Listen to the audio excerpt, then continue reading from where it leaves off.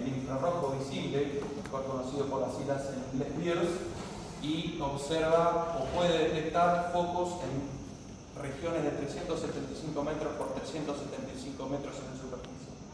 Por eso la cantidad de 479 para el año 2024 asciende a 2.700 focos observados con el otro satélite. Este es el panorama actual. Si nos ponemos a replantear lo que estamos viendo, la verdad que el panorama realmente no está común. Los objetivos del proyecto: hacer el estudio y la comprensión de los incendios forestales en una región a través de la recopilación y sistematización de los datos, para luego, obviamente, realizar una limpieza y un tratamiento como se hace usualmente y dejar los datos listos para un entendimiento a través de un análisis exploratorio y después dárselo como entrada a los modelos de machine learning. Obviamente el último punto, como hicieron los otros dos grandes expositores, es la evaluación de los resultados de estos modelos. El área de estudio, como mencioné, está comprendida entre el límite norte de la provincia de Río Negro con Neuquén y al sur con la provincia de Chubut. Fíjense que acá ya en la imagen podemos ver una cicatriz de lo que fue el incendio en mi área de estudio, que es esta, la zona de los manzanos, se conocen, comprendidas por el valle donde está el lago Tefen y el lago Martín, y acá ya se puede ver la cicatriz de lo que fue el incendio del periodo 2021-2022. El área comprendida es aproximadamente de 9.200 kilómetros cuadrados, ¿sí? Y bueno, se reduce a eso. Obviamente que está todo flexible y escalable el código para el día de mañana poder ocupar todo lo que es la Patagonia en su totalidad, inclusive el territorio argentino. La adquisición de los datos se realiza mediante APIs, que son interfaces de programación de aplicaciones, básicamente un sistema, a un sistema dado que genera información o que tiene funciones, se le genera una de estas APIs para poder intercambiar información y funcionalidades. Los dos proveedores, después de mucha evaluación, es la NASA y lo que es el programa de observación terrestre Copérnico de la Unión Europea. Acá tenemos la CONAE, la Comisión Nacional de Actividades Aeroespaciales, que la información de los focos de incendio también la obtiene de los instrumentos de la NASA, y por el lado del Servicio Meteorológico Nacional no pude encontrar información, así que me tuve que quedar con lo que es los instrumentos de la Unión Europea. ¿Sí? ¿Pero por qué no pudiste encontrar del Servicio Meteorológico?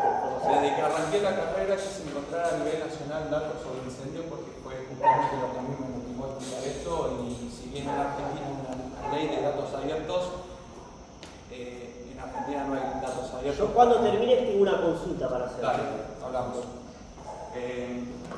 Como dije, a través de la NASA recibo los focos de las observaciones de los focos de calor, y de Copérnico me voy a traer todo lo que son variables meteorológicas para generar un conjunto de datos, ¿sí?, con toda la información junta y poder entrenar los modelos de machine learning. El tratamiento que se hace de la información una vez que se obtiene, bueno, por el lado de los datos meteorológicos lo que hice fue hacer el cálculo de todas las variables para que básicamente son las variables que se definen en el índice de riesgo de incendios para los bosques desarrollado en Canadá en la década del 80, que a través de las variables meteorológicas como temperatura, humedad relativa, viento y alguna que otra, se definen variables calculadas para lo que es el nivel de sequía que hay en la capa superficial de la Tierra, ¿sí?, lo que es el FFMC.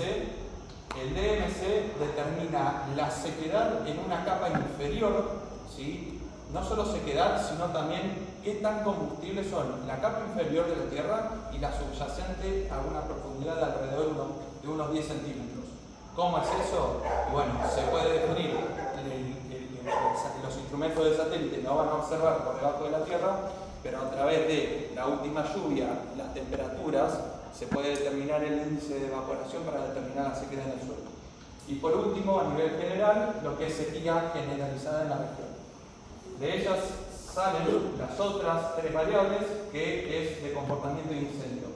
El índice de avance del fuego y el índice de crecimiento del fuego. Que entre todas ellas terminan dando el índice de riesgo de incendio para la zona de acá. Eso básicamente eran variables meteorológicas y a continuación se agregaron estas 6 variables para enrobustecer esa información. Por el lado de los focos de calor, en primer lugar se hizo un filtrado de aquellos focos de calor etiquetados con confianza baja por la NASA. ¿Por qué? Porque usualmente son rayos de luz, usualmente solar, sobre superficies refractantes como pueden ser los lagos de la zona o inclusive techos de chapa. Entonces, como la confianza es baja, eso se elimina para evitar ruido. Luego se trabajó con la resolución espacial y la resolución temporal. ¿Sí? A mí no me importó perder resolución espacial ni temporal en las observaciones de focos de incendio porque yo las tuve que codificar con la información meteorológica.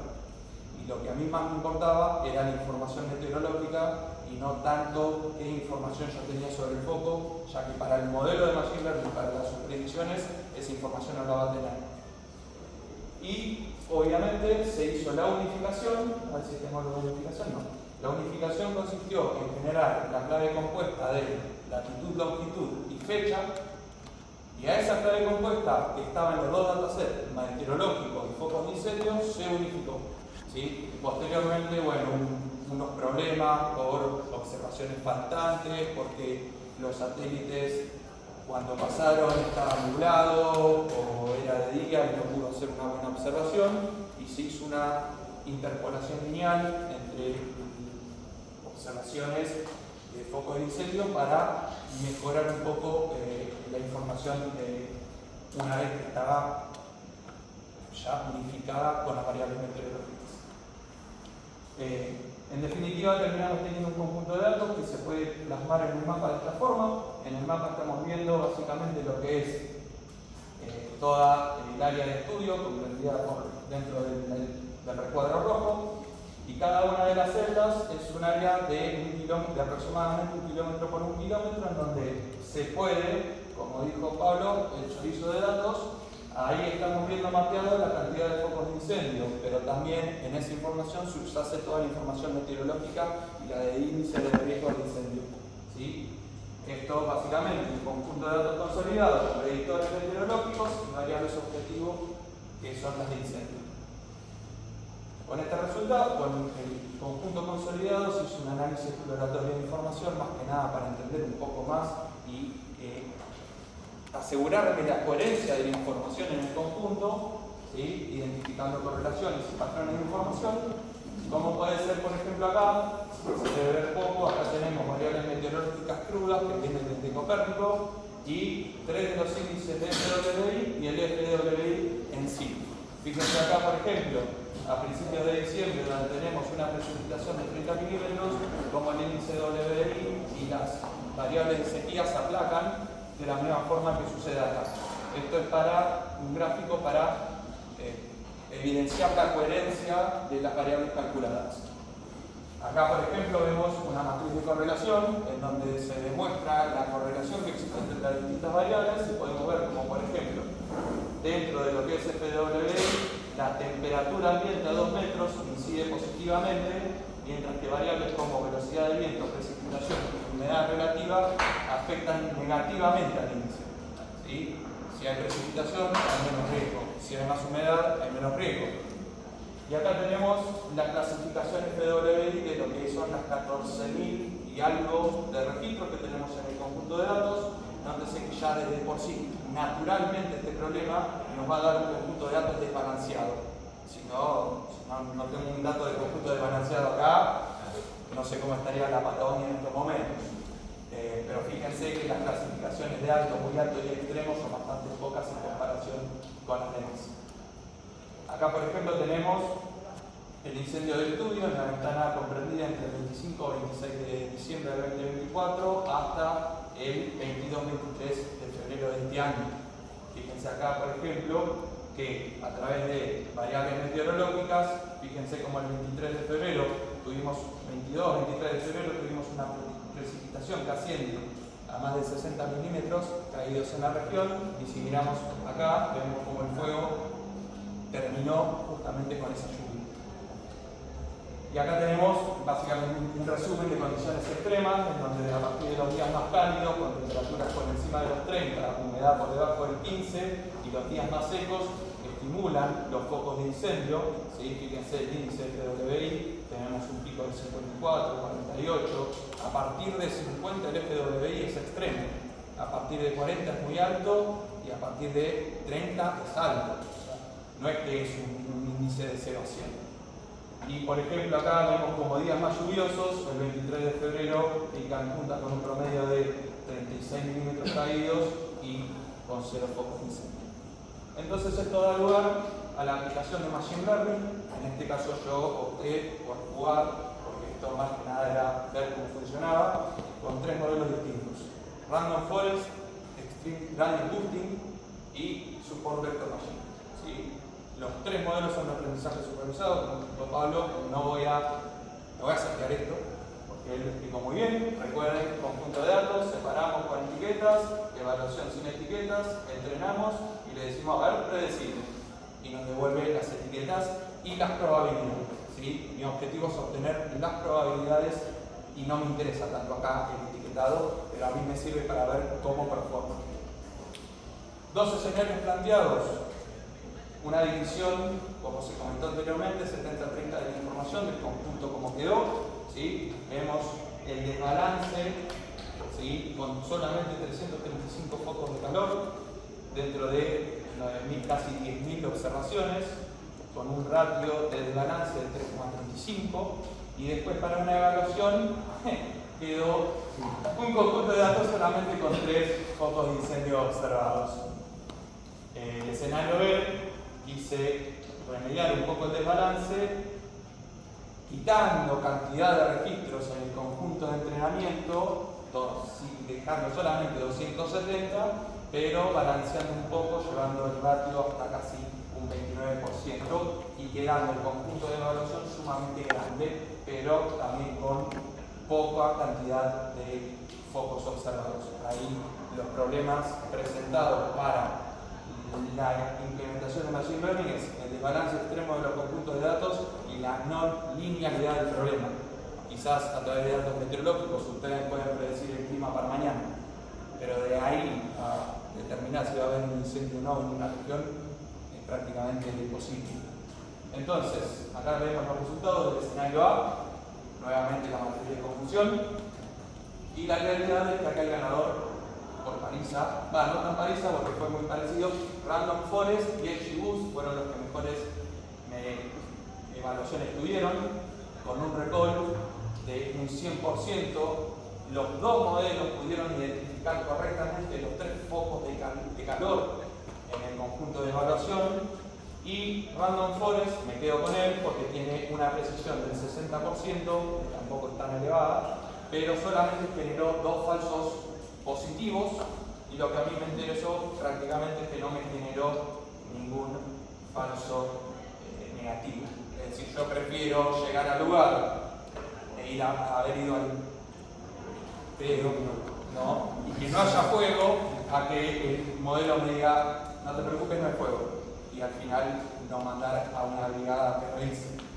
Y por acá tenemos la matriz de celdas de la región comprendida, latitud-longitud, con cada celda el porcentaje de probabilidad que arrojó el modelo en este caso, el máximo un 26%, dado que si bien las métricas parecen más o menos buenas, al modelo le falta mucho para poder predecir probabilidad y que sea consistente.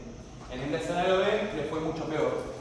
¿Por qué le fue mucho peor? Porque bajó el recall al 50%. Fíjense que de las 115 observaciones con incendios que teníamos, las dividió en 2, 59 y 56. Eso es realmente malo, porque literalmente no puede discernir lo que es verdad, te lo divide en 2, 50 y 50, y encima generó una cantidad de falsos negativos demasiado importante. Eso quiere decir que la configuración del conjunto de datos de entrenamiento hizo al modelo sumamente agresivo, por así decirlo. Las conclusiones. Los datos meteorológicos identifican el riesgo, pero no pueden explicar, ¿sí?, lo que es el desencadenante del incendio. Los modelos, a mí en lo particular, Random Forest me pareció muy copado los resultados que obtuve. Elegí esos modelos, lo aclaro por bibliografía que leí, porque estaban bien vistos para conjuntos balanceados y con problemas no lineales. Y aparte un profesor a mí siempre me dijo, siempre empezar por el más simple. No quieras atar una boca con una basura, ¿no? Algunos se ríen. Los próximos pasos en relación a esto. Lo más importante, obtener más información, incorporar al conjunto datos topográficos, caracterización de suelo de vegetación, áreas quemadas, es decir, no es lo mismo la propagación en un área que ya está quemada que en una que no, el histórico de caída de rayos y lo que es presencia humana en la región a través de distancia, usualmente se saca a través de la distancia a caminos, calles, etc. Y bueno, eso volvería a ejecutar todo el ciclo planteado anteriormente, reentrenamiento para robustecer tanto el conjunto de datos como el modelo, ¿sí? La idea, en definitiva, es poder contar con un conjunto de datos robusto y que pueda hacerse público para que cualquier estudiante, cualquier científico o investigador, si lo quiere usar, tenga una fuente confiable de información para hacer su trabajo. Gracias.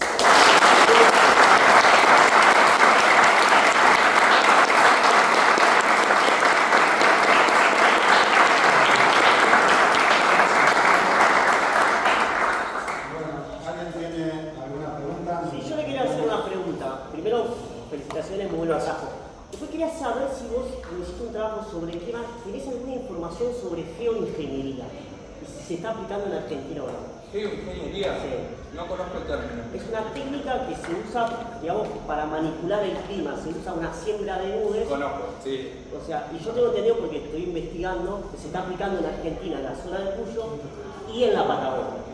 Esta tecnología trae consecuencias, porque si bien pueden hacer llover y granizar en determinados lugares y lo van a usar para el agro, trae consecuencias porque aumentan los ríos, hay huracanes en otro lado, vientos, no sé cómo se llama, ráfagas. Es una teoría... No, pero no es cooperativa. No, ya lo sé. Pero es cooperativa hasta que se pueda demostrar que está sucediendo. Pero acá en Argentina tengo un diputado, lo encontré, buscamos investigación, donde se quejó y que le pide a la provincia de San Luis que por qué se está usando ya descaradamente.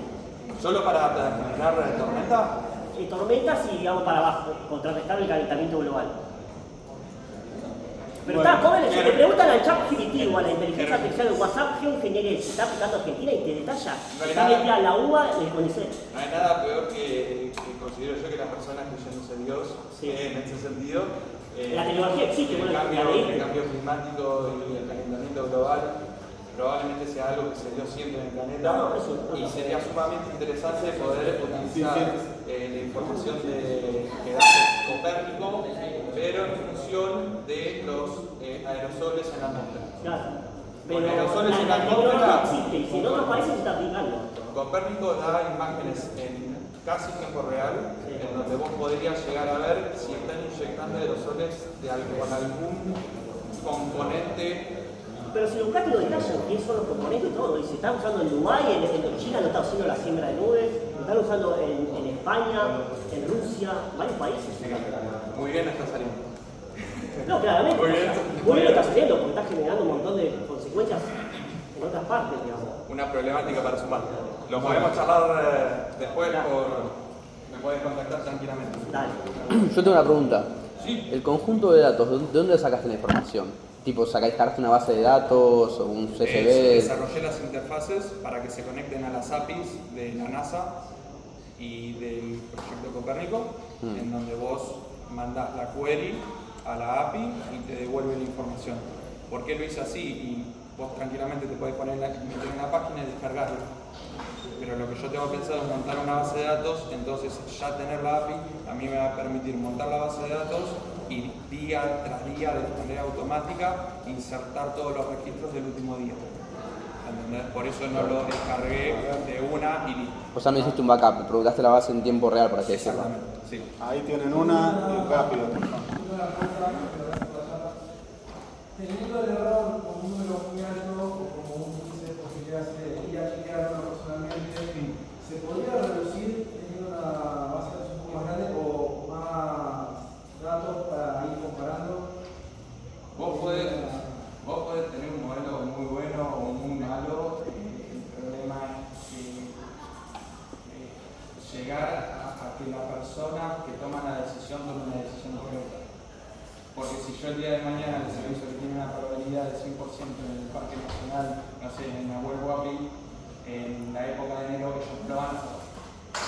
Porque el interés económico de la provincia es mucho, al menos es lo que opino yo, es más alto que poner en riesgo el Parque Nacional y el área protegida. La idea es capacitarse, estudiar, generar modelos, desarrollar software que nos permita en cierta medida usarlo como un arma para que tome una decisión correcta.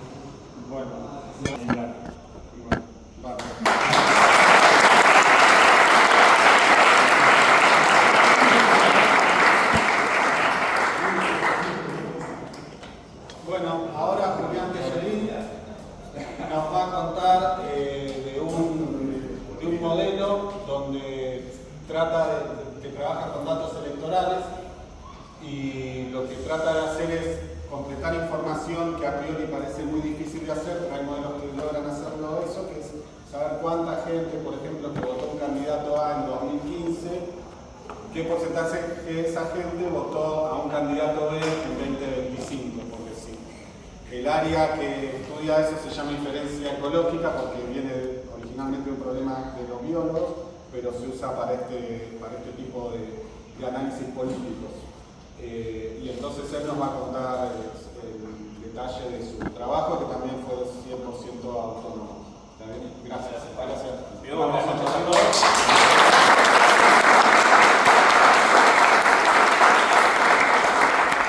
Buenas noches a todos, les agradezco a todos por estar y acompañarme en este día. Como dijo Juan recién, el objetivo de este trabajo es poder estimar la transferencia de votos que tuvieron los distintos partidos políticos que han competido en estas últimas tres elecciones, ¿no? 2023, 2019 y 2015, teniendo en cuenta las presidenciales, y por estimar qué porcentaje de votos se llevó el partido ganador de la elección siguiente. Ahora, para entenderlo un poco mejor, vamos a ir viendo las implementaciones, cómo lo estuve trabajando. Pero bueno, como dijo también Juan, el centro de este modelo para trabajar se llama inferencia ecológica. Y la inferencia ecológica viene a tratar de solucionar algo hace mucho tiempo ya que está implementada, que es lo que se le suele decir la falacia ecológica. ¿Qué es la falacia ecológica? Vamos a verlo con un ejemplo. Obviamente cuando nosotros tenemos una elección a futuro, ¿no? ¿Qué es lo que suele usar un grupo político o las instituciones para estimar los resultados? Encuestas, ¿no? Suele encuestar una muestra, toma una muestra y se hace la encuesta y con eso se estima más o menos cómo va a salir la elección a futuro. Ahora bien, ¿cuál es el problema que tiene la encuesta? ¿Cuál es la limitación que nos puede llegar a ofrecer? Que no contempla estos tres puntos, ¿no? Los errores en la respuesta. Puede que pase la persona encuestada por estar apurado o por no tener ganas de hacer la encuesta, va y vota lo primero que encuentra y no coincide con la realidad de lo que va a votar el día de la elección. Otro de los puntos que puede pasar es que hay una falta de representatividad. Puede que esté mal tomado el cimiento de la muestra y que por ahí hay un grupo etario que siempre está inclinado a votar por un partido político. Pero después, en la realidad, vemos que los resultados son totalmente distintos a lo que se tuvo en esa encuesta. Y el último punto, y creo que uno de los más importantes que se tiene en cuenta, es que no captan cambios reales. Es decir, que cuando una persona vota, por ejemplo, a 2 semanas anticipadas de las elecciones, puede pasar cosas en medio, situaciones que hacen que esa persona termine cambiando de opinión y que esa encuesta, al final, a la larga, termine siendo equivocada o tenga ese porcentaje de error que se suele acumular cada vez que pasan estos tres puntos. Esto es, con este ejemplo, es lo que se le dice la falacia ecológica. Y entonces, acá es donde aparece la inferencia ecológica para buscar evitar este problema de la falacia ecológica. Entonces, ¿qué es lo que hace la inferencia ecológica? Buscar estimar los comportamientos individuales de cada persona a partir de los datos que tenemos o datos agregados si es que el contexto los permite. Lo bueno de esto es que nos permite inferir las relaciones y las decisiones que pueden tomar las personas de cara al futuro o, como vamos a ver en este caso, también viéndolo desde el pasado. Entonces, bien, ¿cuáles son los modelos? Como decía Juan, hay distintos modelos para poder aplicar la inferencia ecológica. ¿Cuáles son los modelos que se suelen utilizar? Principalmente existen 4, que son Buchan y Davis, que es uno de los más antiguos, junto con el de Leo Goodman. Y luego aparecieron a lo largo del tiempo modelos más nuevos que tratan de mejorar estos dos que aparecieron al mismo tiempo, que es el método de Gary King, y un método que apareció muy recientemente, el año pasado, es el método de Farrell. Personalmente, en este trabajo que voy a estar mostrando y que estuvimos trabajando durante el cuatrimestre, vamos a ver únicamente estos dos modelos, que son los más antiguos. Así vamos yendo en orden cronológico y ya adelanto, que después lo iba a aclarar al final.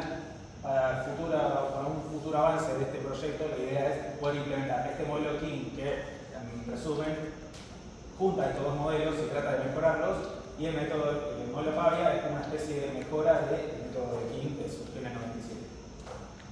Entonces, bien, ¿qué es lo que hice o cuál fue el primer paso que se ocurrió para poder aplicar este modelo de inferencia ecológica para ambos, para el de Buchan y Davis y el de Goodman?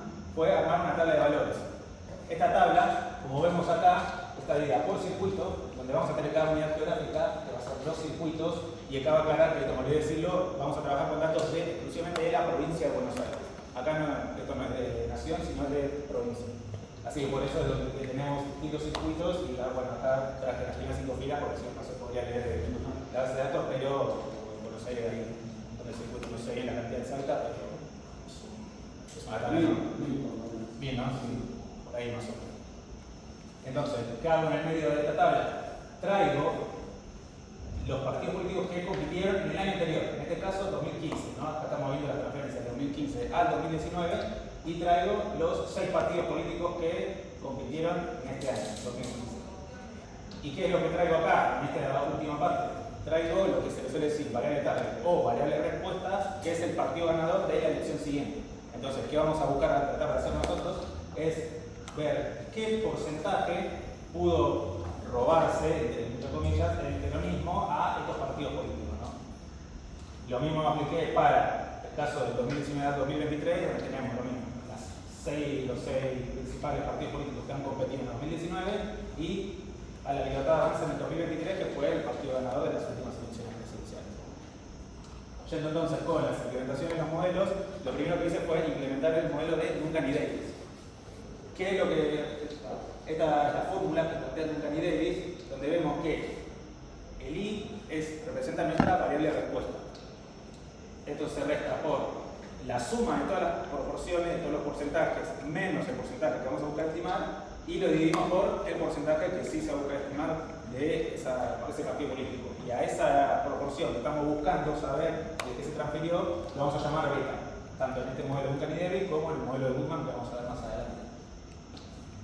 Y caso contrario, es la parte del intervalo, como quiero decirlo, lo cuento, pero se divide la proporción de la variable respuesta por la proporción del partido político que estamos buscando estimar. Ahora sí, ¿qué es lo que hace Buchan y Davis? Plantea un intervalo de confianza. ¿Y qué dice este intervalo de confianza? Que este intervalo va a tener sí o sí el beta que estamos buscando. Es decir, que nos va a dar una amplitud posible de valores o de porcentaje donde vamos a tener ubicado ese beta que nosotros queremos encontrar. Entonces, lo bueno es que utiliza solo la información que podemos tener, es decir, que esto lo puede implementar con la base de datos de PDA que habíamos visto, que se me había propuesto. Y bueno, lo mismo que acabo de decir, define un intervalo de valores posibles y calcula el rango, es decir, después se calcula la amplitud. ¿Cuáles son las ventajas de este modelo? La principal es que es muy simple, la verdad que es un modelo muy simple, al ser un modelo antiguo, surgido en el 53, es un modelo que se puede aplicar incluso a mano, es bastante manual. Y lo que hace que se pueda hacer simple, si se quiere estimar un beta de un solo circuito, una sola provincia o lo que sea, se puede hacer a mano tranquilamente. Ahora bien, acá es lo que quiero llegar. ¿Cuál es el problema de este modelo? Es que a la teoría parece que puede ser bastante bueno tener un intervalo de confianza donde podemos decir que los valores se encuentran entre 50 y 55%. Pero en la práctica no pasa.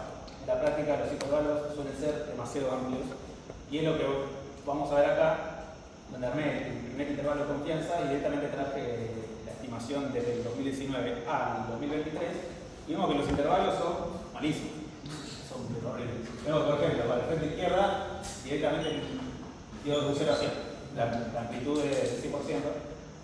Y después tenemos lo mismo acá, por el frente NOS, por ejemplo, también va de 0 a casi 100. Por ahí el mejor intervalo que nos dio en este caso es la proporción de puntos por el cambio, que nos dice que el beta que se transfirió desde el punto por el cambio de 2019 a la libertad avanza en 2023 puede encontrarse entre el 1 al 66%, que sigue siendo una amplitud gigante, tiene una amplitud de 65 puntos, los cuales te tiene que hacer adivinar, y la verdad que no es una muy buena información que digamos que le pueda ayudar a una institución, a un partido político para estimar. Entonces, básicamente pasé de este modelo, bueno, ni siquiera muestro el de 2015 al 2019 porque pasa lo mismo, hay un intervalo de 0 a 100 y no nos dice nada. Y fui al modelo de Goodman, directamente para ver si podíamos obtener mejores resultados. Entonces, para explicar lo que es el modelo de Goodman, la aplicación breve es esta, es la teoría que sostiene Goodman, que todos los valores betas van a ser constantes en todas las unidades geográficas. ¿Qué quiere decir esto? Por ejemplo, si el modelo Goodman nos da que hubo un 60% de votantes que se fueron de votar a punto por el cambio a la libertad avanza en Bursaco, por ejemplo, quiere decir que en Adrogué, de Calzada, en Mármol también va a haber un 60% que se han ido de punto por el cambio a la libertad avanza. Esto es lo que sostiene Goodman. Entonces, ¿cómo hace Goodman para encontrar estos betas? Lo que nos dice es que el beta se puede encontrar a través de un método de mínimos cuadrados, que muchos lo vimos en el modelado de este método, y el método de mínimos cuadrados es la base del modelo de Goodman, es lo que se implementa en primer lugar para poder encontrar estos betas. Y con esto se puede minimizar la suma del error. Entonces, ¿cuáles son las ventajas? También es simple implementar porque es un modelo antiguo, como vimos, surgió en el mismo año que el modelo de Duncan y Davis. Pero una de las cosas que tiene, y por qué es tan conocido el modelo de Goodman, es que es la base para los modelos más avanzados, como es el de King y el modelo de Pavia, que voy a tratar de trabajarlos a futuro. ¿Cuál es la ventaja principal del modelo de Goodman, que nos pasó en este proyecto justamente, que ahora vamos a ver? Es que genera estimaciones fuera del rango lógico de la estadística. O sea, nos genera estimaciones que por ahí ya son más del 100% y no tiene lógica, o menos del 0%. Entonces, me había olvidado de mostrar la fórmula que estaba anteriormente, donde se mostraba la teoría de Goodman, pero bueno, básicamente la fórmula nos dice que la variable de respuesta va a ser igual al beta que estamos buscando por el partido político que buscamos estimar, y así sucesivamente. En el ejemplo anterior yo lo había mostrado en un caso bivariado, porque por lo general la inferencia ecológica busca estimar betas problemas bivariados, es decir, por ejemplo, no sé, se busca estimar patrones de voto de mayores de 40 años o menores de 40 años, ¿sí? Y termina ahí. Acá en este caso lo enfocamos un poquito más y lo hacemos en un caso multivariado donde los betas que vamos a buscar siempre son 6. Entonces acá definí ambas fórmulas para poder trabajar este modelo. Y estos son los resultados que obtuvimos en el caso del 2015 al 2019. Como vemos, por ejemplo, el modelo nos dice que el frente izquierda tuvo una preferencia del 30% al peronismo en 2019. Nos dice que el punto por el cambio solamente un 2% votó al peronismo en 2019. Y bueno, con el resto de los partidos políticos también, 37% para el peronismo disidente, 56% para el partido progresista y 81% para el compromiso federal. Y bueno, en el caso del mismo peronismo, hay casi un 100% de votantes fieles que se mantuvieron con su voto del peronismo hacia el 2019. Lo mismo implementé acá, y acá donde quería llegar, porque vemos que ocurre el problema este que plantea Duncan y Davis. El resultado nos da un valor, por ejemplo, el frente de izquierda nos da un valor negativo con respecto a la libertad avanzada. Vemos que se va al menos 135%, lo cual no tiene ningún sentido. Y lo mismo nos pasa con Frente NOS, que nos muestra un 176% de transferencia. Entonces, ante este problema, ¿qué fue lo que hicimos? Tratar de modificar el modelo y tratar de forzarlo a que nos dé resultados coherentes.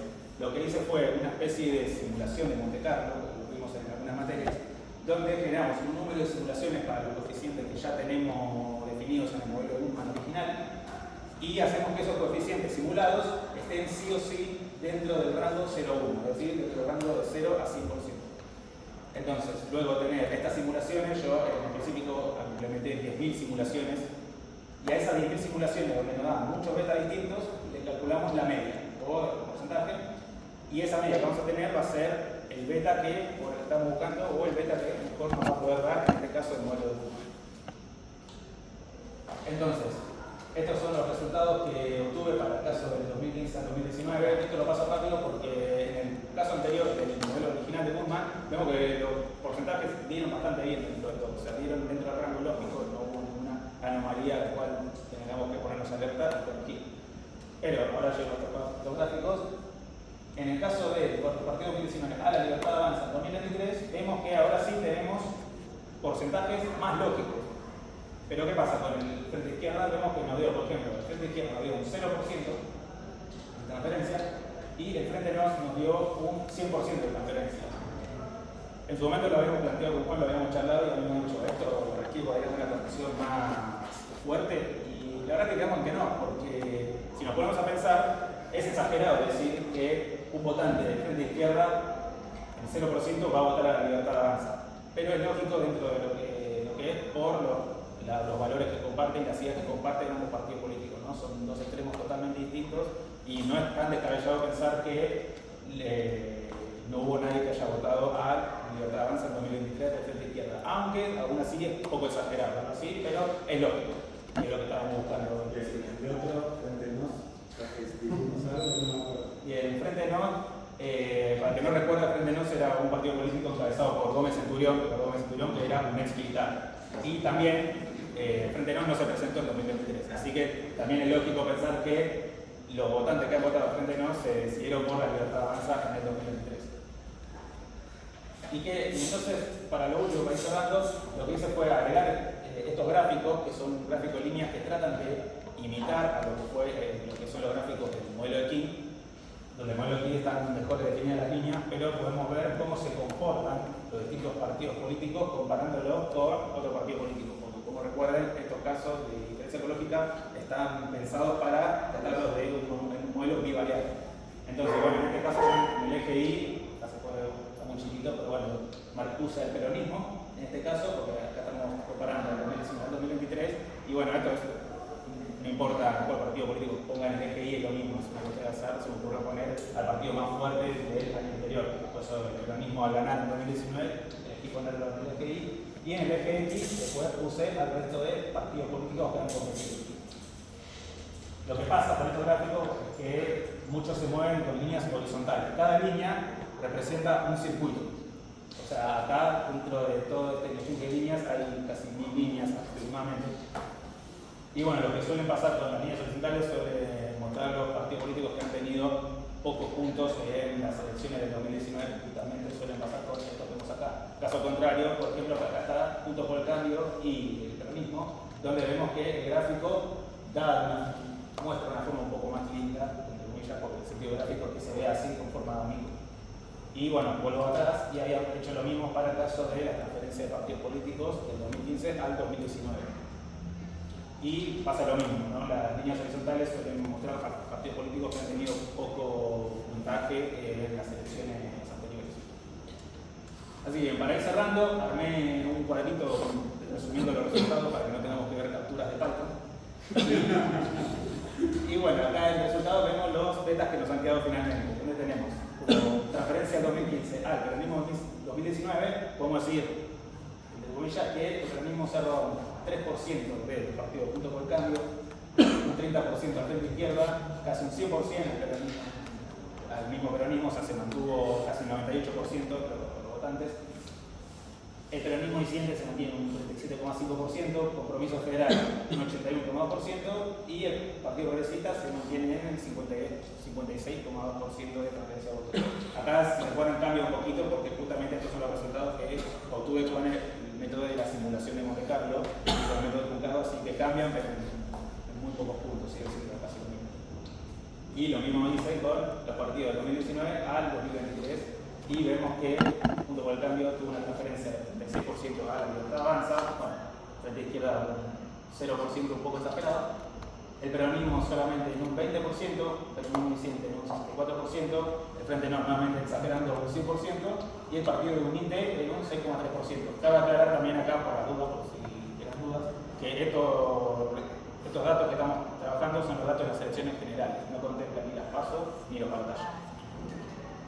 Y bueno, ahí es un pequeño listado en resumen de lo que estuve trabajando y lo que tengo ganas de implementar a futuro. Que bueno, fue hacer la aproximación con modelos ecológicos de Duncan y Davis y de Goodman. Implementé una evaluación propia, que es esta simulación de Monte Carlo. Acá aclaraba que las implementaciones fueron en un dataset de PBA, que es no me acuerdo del nombre de la página, pero es un dataset público, si no tienen que buscar por internet, está conmigo. Y bueno, a futuro lo que quiero hacer para ver si podemos tener metas más precisas todavía es aplicar el modelo de King y el modelo de Parry. Al ser modelo más nuevo, pienso yo que va a ser un poco más simple porque hay librerías que te permiten ya aplicar estos modelos de forma más directa. Así que eso es claro.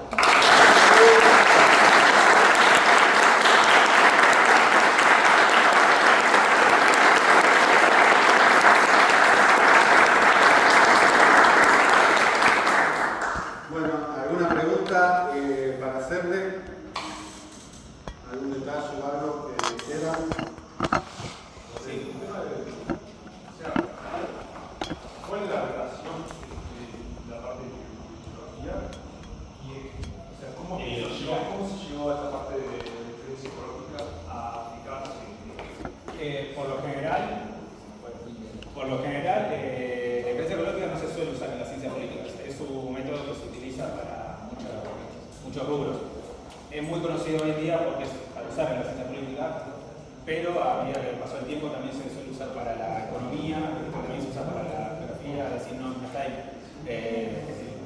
implementado solamente en la política. Por eso que por ahí después se desvía, no sé cómo es la historia de que pasa de... No, es algo que salió de los ecólogos que por ahí tienen datos, por ejemplo, de distintas especies, por poner algún ejemplo de sexo de especies, entonces tienen los datos marginales de cuántas especies hay de cada clase y cuánto de sexo. Estoy inventando un ejemplo, ¿no?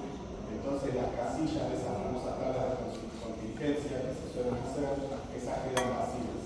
Y la gente que estudiaba ecología se le ocurrió una forma de llenarla, digamos, con los modelos de diferencia ecológica. Y en el 97, esta persona que se llama King, de la Universidad de Harvard, popularizó el método para ciencias políticas, en donde se usaban clases de voto con clases sociales, por ejemplo, o entre elecciones de un año y elecciones de otro. ¿Sí? Es una de las cosas que había visto en la biografía, es que casi todos los antecedentes que hay en este contexto de ciencias políticas están dentro del 2000 y 2005, suelen ser como 20 años, que son muy recientes a cuando salió el modelo aquí, que fue en el 97. Sí, sí.